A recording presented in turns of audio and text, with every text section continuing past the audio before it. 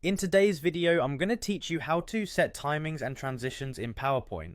If you've ever wondered how to make your presentation flow seamlessly from one slide to the next, without worrying about manual clicks or awkward pauses, you're in the right place. Adding transitions and setting timings can enhance your presentation and make it more polished and engaging. So let's dive right in.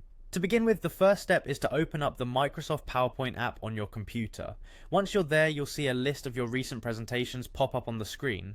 Go ahead and click on the presentation you want to add transitions to. If it's a new presentation, you can start by creating some slides to work with. Now that you have your presentation open, direct your attention to the top of the PowerPoint window. Here you'll notice several tabs. We need to focus on the Transitions tab, which is usually located towards the center of the menu options. Clicking on this tab will bring up several options related to transitions that we can apply to our slides. Once you've accessed the Transitions tab, you'll see a variety of transition effects displayed. These range from simple fades to more dynamic effects like wipes and curtains.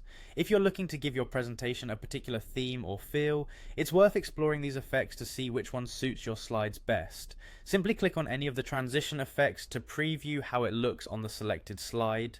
You can change it as many times as you wish until you find the one that feels just right. After you've selected a transition, you might want to apply it to all the slides in your presentation for consistency. To do this, look for the button labelled Apply to All in the Transitions toolbar. By clicking this button, you will ensure that the transition you've selected is applied across all your slides uniformly. This helps in maintaining a cohesive flow throughout your presentation. While you're still in the Transitions tab, take a moment to set the timings for each slide. You can decide how long each slide should be displayed before transitioning to the next. Find the duration box where you can adjust the length of time each slide and transition effect appears.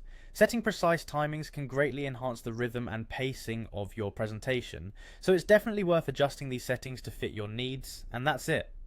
By applying these simple steps, you have now successfully added transitions and set the timings for your PowerPoint presentation. This not only adds a professional touch, but also helps keep your audience focused and engaged as you present. I hope you found this guide helpful and feel confident to explore even more creative options to further enhance your slides. Thank you for watching, and see you in the next video.